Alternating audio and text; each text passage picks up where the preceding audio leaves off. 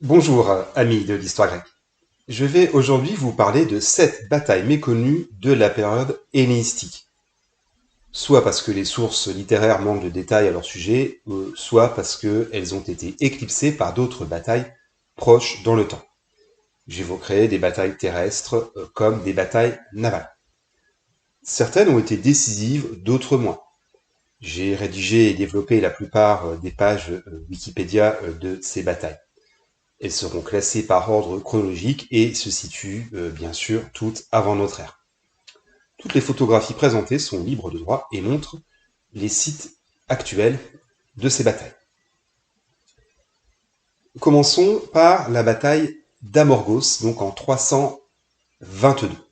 Donc c'est une bataille navale qui s'est déroulée au large d'Amorgos à l'été 322 durant la guerre lamiaque. Cette bataille opposa la flotte macédonienne à la flotte athénienne au large d'Amorgos, donc l'île la plus orientale de l'archipel des Cyclades. Cette bataille, qui n'est pas décrite en détail par les sources, vit la défaite des Athéniens, permettant aux Macédoniens de débarrasser la mer Égée de la menace grecque. Voyons d'abord le contexte. Après la mort d'Alexandre, en juin 323, une coalition de Grecs se mit en place afin de sortir de l'hégémonie macédonienne. Athènes joua un grand rôle dans la formation de cette coalition. La cité était loin de posséder sa puissance d'antan, mais elle comptait bien retrouver son indépendance. Et dans les années 330-325, pendant que les Macédoniens étaient occupés en Asie, elle reconstitua sa puissance militaire, du moins navale. Et elle possédait encore une flotte importante, avec 400 navires, mais il est vrai qu'une bonne partie n'était pas capable de prendre la mer. On peut dénombrer sur ces 400 navires, seulement 200 qui étaient en état de combattre, dont, il faut quand même le noter, 43 tétraires, ce qu'on pourrait appeler aussi des quadrirèmes, c'est-à-dire des navires à 4 rangs de rameurs, le reste étant formé de trières. Les coalisés battirent d'abord les Béotiens pro-macédoniens, puis ils forcèrent le régent Antipater à se replier dans Lamia, en Thessalie, Lamia d'où provient le nom de cette guerre. Assiégé, Antipater reçut l'aide providentielle de Léonatos et de Cratère, appelés alors qu'ils étaient en Asie. Dans le même temps, les Athéniens lancèrent une opération navale pour s'assurer le contrôle de la mer Égée. Commandée par Éution, la flotte athénienne tenta de stopper au large de l'Hellespont la flotte macédonienne dirigée par Clétos, un ancien tarxiarque et hipparque d'Alexandre, à distinguer bien sûr de Clétos le Noir. La flotte athénienne fut d'abord victorieuse, mais à la fin 323, une flotte de 240 navires macédoniens repoussa la flotte athénienne à Abydos, sur la rive asiatique de l'Hellespont, l'actuel Dardanelles. La flotte athénienne fut alors divisée en deux groupes. Le premier fut chassé d'Abydos par Clétos et le second groupe dut surveiller la flotte d'Antipater. Après l'échec sur l'Hellespont, la flotte athénienne se regroupa avec le reste des unités restées en Grèce, pendant que les flottes d'Antipater et de Clétos firent leur jonction. La flotte athénienne ne comptait alors plus que 170 navires face aux 240 navires macédoniens. Les deux flottes se retrouvèrent finalement à Amorgos à l'été 322. Il n'existe pas de récit de la bataille, mais Clétos sortit vainqueur en écrasant les forces athéniennes. À noter tout de même qu'une inscription épigraphique retrouvée à Paros fait référence à une bataille livrée près d'Amorgos, remportée par les Macédoniens, tandis que d'autres inscriptions datées de vers 320 font référence à une bataille livrée à Abydos sur l'Hellespont. La victoire des Macédoniens permit aux renforts conduits par Cratère d'atteindre la Grèce continentale. À noter qu'après la bataille d'Amorgos, il semblerait qu'un autre affrontement eut lieu près des îles Échinades, en mer Ionienne. Clétos aurait détruit le reste de la flotte athénienne, mais les détails ne sont pas connus et il n'y a toujours pas de consensus sur la date, voire même le lieu de cette bataille. Toujours est-il qu'en août 322, les Grecs coalisés furent définitivement vaincus à la bataille de Cranone, mettant fin à la guerre lamiaque et à l'indépendance d'Athènes. la bataille de Cos, ou d'Amorgos, est proposée comme l'une des batailles possibles, avec la bataille donc de Cos, de Salamine de Chypre et de Chios, comme prétexte à l'érection de la fameuse victoire de Samothrace. Quant à Clétos, il fut récompensé en recevant la satrapie de Lydie. Sauf qu'après la mort d'Antipater en 319, il dut lutter contre Antigone et devint l'amiral de Polyperchon, le nouveau régent de Macédoine. Clétos remporta une bataille contre un amiral d'Antigone, détruisant la moitié de la flotte adverse, puis il mit sa flotte au mouillage. Mais au petit matin, il fut attaqué par surprise par le rusé Antigone, qui était parvenu à passer en Europe, grâce aux navires prêtés par les Byzantins. Désorganisée, la flotte de Clétos partit alors en mer, mais elle fut détruite par ce qui restait de la flotte antigonide. Clétos parvint à s'enfuir sur son navire amiral en direction de la Macédoine. Finalement, à l'été 318, il fut intercepté et tué en Chersonèse de Thrace par des soldats de Lysimaque. Voilà comment prend fin l'un des grands amiraux des guerres des diadoques. Voyons en thème numéro 2, la bataille de Cos. On est là en 262, donc on dira au temps des Épigones. Donc c'est une bataille navale également, et qui s'est déroulée au large de l'île de Kos, donc dans le Dodécanèse, à 4 km de la ville d'Halikarnasse, l'actuelle Bodrum. En Turquie, bien sûr. Elle vit la victoire de la flotte antigonide sur la flotte lagide durant la guerre dite crémonidéenne. Donc ce conflit se déroula de 268 à 261, avec pour élément déclencheur un décret athénien, donc qui porte le nom de Crémonides, véritable déclaration de guerre contre le royaume de Macédoine, alors aux mains d'Anticone II Gonatas, qui dut alors affronter une puissante coalition, peut-être une des grandes dernières coalitions grecques anti-macédoniennes, réunissant les Athéniens et les Spartiates, avec le soutien de Ptolémée II. La date de cette bataille est incertaine, comme nombre d'opérations de cette guerre méconnues. Elle est généralement située vers 262-261, car une paix fut conclue entre les deux royaumes, donc Lagide et Antigonide, peu de temps après la bataille, comme en témoigne une inscription trouvée à Délos. Mais une autre tradition historique, moins courante certes, place cette bataille durant la deuxième guerre de Syrie, vers 255. Cette bataille n'est pas bien connue, elle n'est connue que par des allusions chez Plutarque et Athénée. Antigone II disposait d'une flotte puissante et mena en personne les combats depuis son navire amiral. Il vainquit largement la flotte coalisée, qui était d'ailleurs peut-être dirigée par Patrocle, l'amiral de Ptolémée II. Après cette grande victoire, Antigone II dédia son vaisseau amiral à Apollon en le plaçant dans le sanctuaire de Délos. La guerre crémonidéenne se solda par la défaite de la coalition grecque et le maintien de l'hégémonie macédonienne.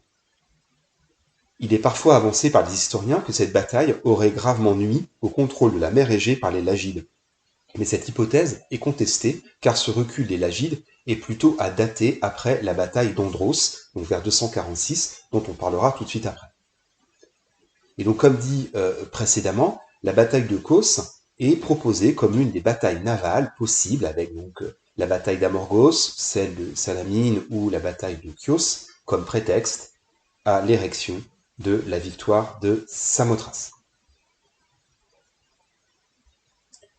Voyons en thème numéro 3, la bataille d'Andros, donc on est là vers 246. Donc c'est une bataille navale, là aussi, qui a opposé la flotte lagide à la flotte antigonide. Donc Andros étant l'île la plus septentrionale des Cyclades. Donc cette bataille n'est connue que par deux allusions, donc chez Plutarque et Trogue-Pompée, donc qui a été résumée par Justin, et a donné lieu à des interprétations et à des datations contradictoires. Donc la date généralement proposée la situe durant la troisième guerre de Syrie, ce qui impliquerait que les Antigonides furent alors alliés aux Séleucides. D'autres historiens la datent plutôt de la deuxième guerre de Syrie, tandis que d'autres évoquent en fait le fait que l'Antigone évoquée par les sources pourrait être en fait Antigone III d'Ozone, donc ce qui la placerait vers 227, donc Antigone III d'Ozone qui était le régent de Philippe V. Donc quoi qu'il en soit, la flotte macédonienne l'emporta sur la flotte lagide, pourtant en supériorité numérique et connue pour sa qualité. La flotte lagide était commandée alors par Sophrone, un ancien gouverneur séleucide d'Éphèse, qui était passé du côté lagide. Un fragment de papyrus évoque une bataille navale durant laquelle un dénommé Ptolémée, dit Andromaque ou fils d'Andromaque, aurait perdu son navire et son équipage, s'échappant de justesse vers Éphèse.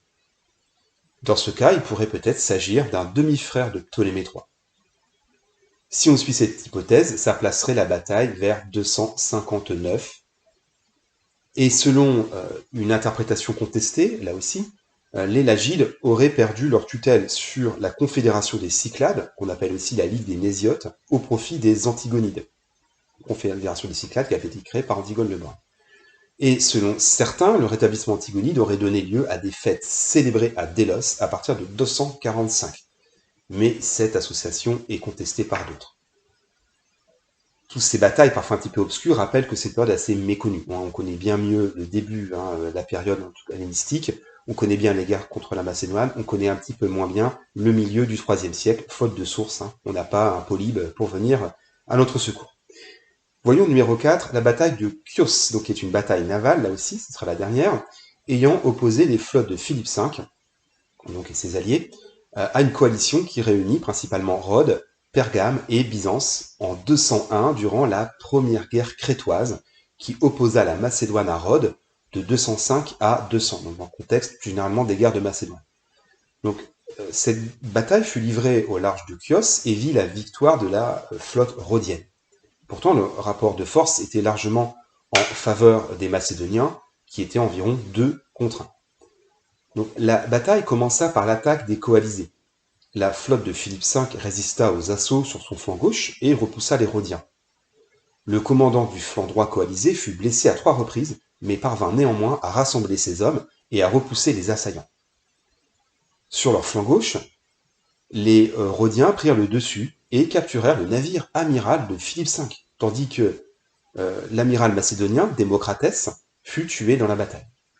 Sur le flanc gauche coalisé, le commandant Attale remarqua qu'un de ses navires était en train de se faire couler par l'ennemi et qu'un autre était en danger juste à côté.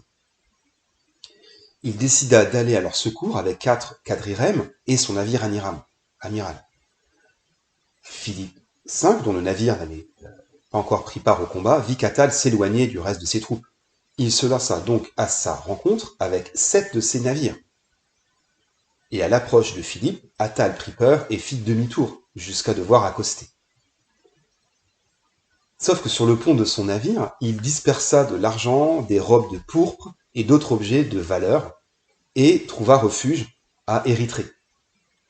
Et lorsque les Macédoniens accostèrent à leur tour, ils s'arrêtèrent pour ramasser le butin. Ce qui a fait penser aux Macédoniens qu'en fait, Attale avait été tué. Entre-temps, le flanc gauche et le centre des Macédoniens furent forcés de battre en retraite face à l'assaut des Pergamiens.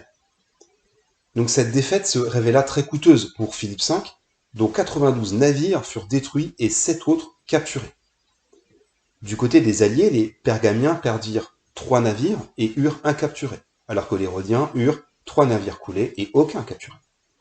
Les pertes humaines furent considérables. Les Macédoniens perdirent 6000 rameurs, tandis que 3000 marins aussi furent tués et que 2000 hommes en tout furent capturés.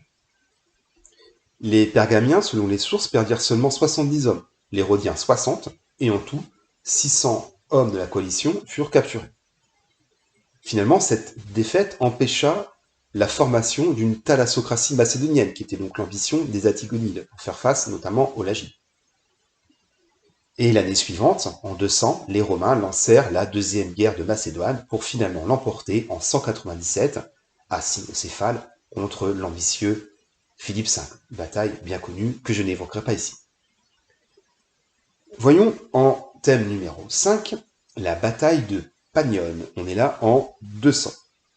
Alors, cette bataille est peut-être moins méconnue que les précédentes, mais elle est souvent occultée par les 2 grandes défaites d'Antiochos III, celle à Raphia en 217 contre les Lagides, et celle de Magnésie en 191 contre les Romains. Antiochos III n'est pas qu'un perdant.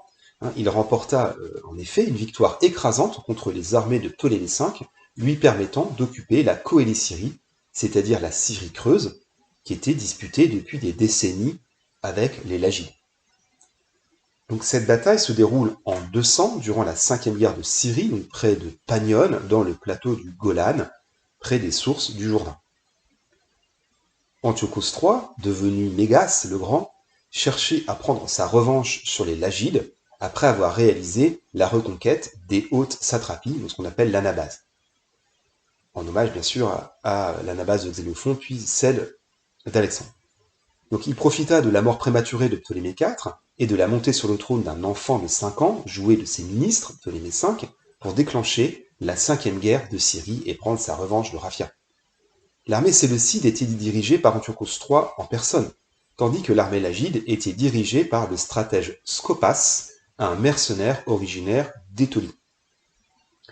Les effectifs de l'armée ptolémaïque étaient tout de même évalués à 70 000 soldats, dont 30 000 colons ou clérouques macédoniens et 5 000 cavaliers. Scopas avait aussi amené avec lui 6 000 guerriers étoliens, réputés pour leur combativité. Le déroulement de la bataille est connu grâce au récit de Polybe.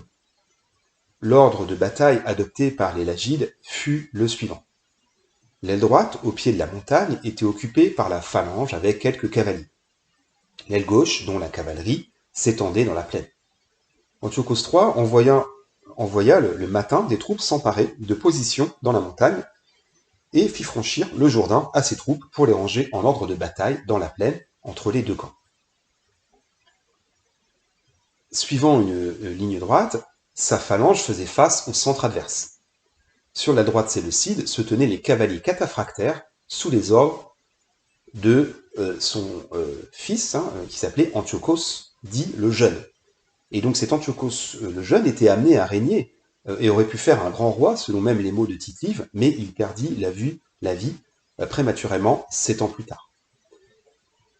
Les éléphants étaient placés devant la phalange à intervalles réguliers, accompagnés de cavaliers légers, qu'on appelle de manière générique à l'époque les Tarentins, du nom de la cité de Tarente en Grande Grèce, donc en Italie. Ensuite, les Séleucides remplirent les espaces laissés libres entre les éléphants avec des archers et des frondeurs. Et Antiochos III s'établit en personne avec la cavalerie des compagnons et sa garde derrière les éléphants. En voilà une armée bigarrée, typiquement séleucide. Les cataphractaires chargèrent tout à coup la cavalerie des Étoliens, la mettant en fuite et la poursuivant. Dans le même temps, les deux phalanges se livrèrent un combat acharné. La phalange séleucide plia sous les manœuvres des Étoliens et commença à battre en retraite. C'est alors que les éléphants entrèrent en action et foncèrent sur leurs adversaires. Une terrible mêlée s'engagea. Les sources ne mentionnent pas ce qu'il advint de la cavalerie commandée par Antiochos III. Toujours est-il que Antiochos le Jeune et ses cataphractaires réapparut sur le champ de bataille et attaqua les arrières de la phalange lagide. Scopas perdit alors tout espoir de victoire et battit en retraite. Cette victoire permit à Antiochos III de conquérir la Coëlie-Syrie ainsi que la Samarie. À Jérusalem, les autorités juives l'aidèrent ensuite à s'emparer de la citadelle, encore aux mains des troupes lagides. La bataille de Panion est un véritable tournant tactique, car elle validait l'emploi des cataphractaires, qui devinrent dès lors un élément prépondérant de l'armée séleucide, comme on le verra plus tard à Magnésie. Après cette grande victoire, Antiochos III décida de se tourner vers l'Europe, mais il fut sévèrement défait par les Romains, à Magnésie justement. Voyons en thème numéro 6, donc justement dans le contexte des guerres entre Séleucides et Romains, la bataille des Thermopyles, donc en 191, donc il doit évidemment ne pas être confondu avec la célèbre bataille homonyme, et donc elle opposa les troupes commandées par Antiochos III aux légions romaines dans le cadre de la guerre antiochique. Voyons le contexte. Donc, comme on l'a dit précédemment, Antiochos III avait entrepris une politique d'expansion agressive en Asie mineure et en Grèce, cherchant à étendre son influence sur les cités grecques, sachant qu'il avait aussi rétabli son autorité dans les hautes satrapies durant l'Anabase. Il avait d'ailleurs aussi tenté de s'emparer de l'île de Délos, qui était alors un important centre commercial sous la protection des Romains. Finalement, ça provoqua l'inquiétude des Romains qui considéraient cette région comme faisant partie de leur sphère d'influence. Sachant également que les Romains avaient signé des traités d'alliance avec de nombreuses cités grecques, ce qui leur donnait un intérêt direct dans la politique de la région. En particulier, Rome avait offert une protection militaire à la cité de Rhodes, qui était menacée par les Séleucides. Enfin, Antiochos III avait cherché à affaiblir les intérêts romains en Grèce en soutenant les ennemis traditionnels de Rome, à savoir Philippe V de Macédoine, sachant aussi qu'il avait accueilli à sa cour Hannibal, l'ennemi mortel des Romains, donc en 195. Donc le conflit, la guerre antiochique ou la guerre syriaque, fut déclenché lorsque la Ligue étolienne, auparavant alliée aux Romains, mirent sur pied une coalition anti-romaine. Et donc appelé par les Étoliens, qui lui promettaient le ralliement d'une grande partie des Grecs, Antiochos III débarqua en octobre 192 en Thessalie. L'armée qu'il conduisait comportait seulement 10 000 hommes et 6 éléphants, et elle était beaucoup moins importante qu'espérée par les Étoliens, tandis que les ralliements des cités grecques restaient rares. Au début du conflit, les Romains n'avaient pas non plus déployé de forces importantes en Grèce, ce qui permit à Antiochos III et aux Étoliens de remporter plusieurs succès. Les premiers renforts romains arrivèrent d'Illyrie fin 192. Puis, début 191, le consul Acilius Glabrio débarqua en Thessalie avec tout de même 20 000 fantassins et 3 000 cavaliers. Et là, les Romains et leurs alliés purent remporter une série de succès. Insuffisamment soutenu par les Étoliens, Antiochos comprit qu'il ne pouvait vaincre ses adversaires en rase campagne. Il tenta alors de leur barrer le chemin vers la Grèce centrale en se retranchant aux Thermopyles, le verrou naturel de la Grèce centrale. Le déroulement de la bataille est connu grâce aux récits d'Appien et de Tite-Live. Antiochos III disposa une longue ligne de phalangites pour bloquer le défilé. Ces tirailleurs de l'aile droite étaient positionnés sur le début de la pente de la montagne, tandis qu'une quinzaine d'éléphants et quelques hoplites mercenaires se trouvaient à sa gauche. Il positionna de maigres troupes pour défendre le sentier contournant les Thermopyles. Les troupes romaines étaient quant à elles positionnées en 5 lignes, les Vélites, les Astatis, les Princeps, les Triarii, puis les cavaliers. Les Vélites lancèrent les hostilités, mais furent décimés par les unités d'archers séleucides. Les Astatis lancèrent alors la charge contre les archers qui durent se replier derrière la phalange. Et finalement, les Astatis entrèrent au contact avec les piquiers adverses. Harcelés par les tirailleurs du flanc droit, les Astatis subirent de lourdes pertes face au mur de Saris. Mais le consul romain, qui connaissait bien l'histoire grecque, se souvint de l'existence du sentier d'Anopé que les Perses avaient emprunté pour prendre à revers les Spartiates. Donc, une unité romaine formée de 2000 vétérans et dirigée par le fameux Caton l'Ancien, celui qui a dit Denenda est Carthago, rencontra un poste avancé qu'Antiochos avait disposé pour garder le sentier et dispersa un petit contingent d'Étoliens.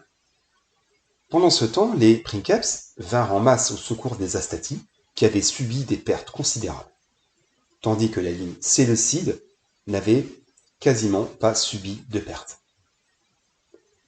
Mais voyant que le contingent dirigé par Caton avait percé la défense étolienne et s'apprêtait à les prendre à revers, les Séleucides tentèrent de précipiter la fin du combat.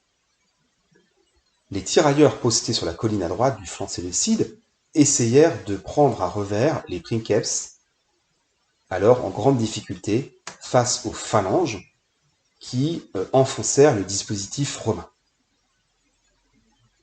Les troupes légères placées derrière les phalanges furent envoyées contre Caton pour ralentir l'encerclement.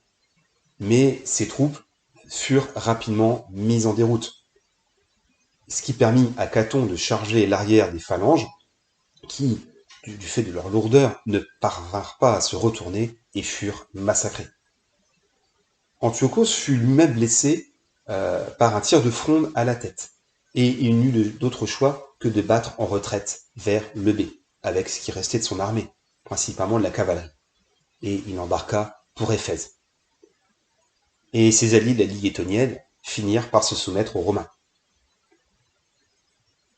Cette bataille n'a été racontée que par des historiens romains, donc qui ont exagéré énormément les pertes, et qui se sont montrés, on dira, cléments pour les soldats romains. On pense notamment à Tite-Live. Antiochos fut définitivement battu par les Romains l'année suivante à Magnésie, marquant la fin de ses rêves impériaux et le début du lent déclin séleucide. Voyons en dernier thème, en thème numéro 7, la deuxième bataille de Pydna. Donc on est là en 148. Alors bien sûr, on ne parlera pas de la première bataille de Pydna, donc livrée en 168, et qui vit la défaite de Persée face aux Romains. Nous voyons ici le match retour, qui se tint 20 ans plus tard et qui fut tout autant funeste pour les Macédoniens. Cette bataille mettant fin à la 4e guerre macédonienne. Donc voyons le contexte. Assez particulier pour le coup. Parce que là on parle d'un personnage parfois méconnu qui s'appelle Andriskos, donc qui est un aventurier originaire de Thrace et qui revendiquait le trône de Macédoine en prétendant être le fils de Persée, profitant d'une ressemblance physique avec le roi défunt. On croit qu'il avait été amené à Rome et exécuté à Rome. Donc après une première tentative infructueuse, il parvint à envahir la Macédoine avec une armée formée principalement de Thrace et défie les clients macédoniens de Rome près du fleuve Strymon, donc au nord de la Macédoine. Il se fit couronner roi des Macédoniens sous le nom de Philippe VI et envahit la Thessalie. Il anéantit tout de même une légion romaine envoyée pour l'arrêter, tuant le préteur commandant Publius Juventus Talna dans la bataille. Cependant, il ne parvint pas à avancer en Grèce, car il fut arrêté par les forces de la Ligue achéenne et les unités romaines restant en Grèce. En outre, il s'allia à Carthage, qui était alors en guerre avec Rome lors de la 3e et dernière guerre punique. Alerté, le Sénat romain envoya en Macédoine une nouvelle armée formée de 2 légions sous le commandement de Métellus. Celui-ci choisit de ne pas emprunter la route d'Épire, habituellement utilisée par les Romains en route vers la Macédoine, car en fait il préféra s'avancer le long de la côte thessalienne avec l'aide de la flotte pergamienne du roi Attale II. Et donc craignant de laisser Métellus envahir les régions côtières, Andriskos engagea le combat à Pydna, donc sur le littoral de Macédoine. L'armée romaine se composait d'une armée consulaire complète de 2 légions et des alliés, soit environ 20 000 hommes. Alors on peut supposer que le Sénat n'a pas voulu prendre de risques après la défaite de Talna et a donné les moyens de constituer une grande force. Donc les Romains, on suppose, combattirent dans leur formation habituelle. Les forces macédoniennes sont, elles, moins connues. Alors, il est vrai qu'Andriskos commença sa campagne avec des troupes thraces, qui étaient généralement des troupes légères, mais le reste, on dira le gros de son armée, reste inconnu. Et donc on ne sait même pas d'ailleurs si les Macédoniens ont combattu dans la phalange traditionnelle ou dans une formation plus lâche. On sait seulement que les Macédoniens possédaient un nombre important de cavaliers. En tout cas, les effectifs du côté macédonien sont suffisamment importants pour que Andriskos fût assez confiant pour en détacher une partie juste avant la bataille, ce qui finalement sera une grave erreur. Donc la bataille s'engagea par un combat de cavalerie. La cavalerie macédonienne prit le dessus, fidèle à sa réputation, donnant à Andriskos donc assez de confiance, on l'a dit, pour en détacher une partie. Alors peut-être aussi pour mener une action à un autre endroit ou éventuellement aussi menacer les arrières romains. Toujours est-il que Métellus saisit cette occasion pour contre-attaquer avec toutes ses forces, engageant l'armée macédonienne de front. Après un bref combat, les Macédoniens furent mis en déroute et Andriskos fut contraint de fuir. Alors, il est d'ailleurs possible que certaines de ces troupes firent défection en fait pendant la bataille. Et si tel était le cas, on pense que cette défection provient d'un général qui commandait la cavalerie. Car traditionnellement, la cavalerie macédonienne, on appellera les compagnons, était traditionnellement formée de l'aristocratie, et elle était sans doute plus encline à prendre le parti des Romains et à abandonner Andriskos, qui apparaissait plus proche des classes populaires. En tout cas, la bataille fut un désastre pour Andriscos, qui perdit sa principale force et dut fuir la Macédoine. Il rassembla tout de même en hâte une nouvelle armée en Thrace, mais il fut immédiatement poursuivi par Métellus, qui mit en déroute ses forces avant qu'elles ne fussent complètement préparées. Andriscos chercha refuge auprès d'un chef thrace, mais il fut trahi et livré à Métellus. Ce dernier réprima ensuite quelques révoltes mineures en Macédoine, ce qui mit fin à la 4e et dernière guerre macédonienne. Métellus en profita pour réorganiser la Macédoine en province romaine et pour en devenir son premier gouverneur. Et donc après avoir participé à la victoire contre la Ligue athéenne, la dernière grande révolte des Grecs, Métellus retourna à Rome où il célébra un triomphe au cours duquel Andriscos fut exhibé pour ensuite être exécuté. Voilà comment prit fin l'indépendance du royaume de Macédoine. Nous conclurons là-dessus. Je vous remercie et je vous dis à bientôt.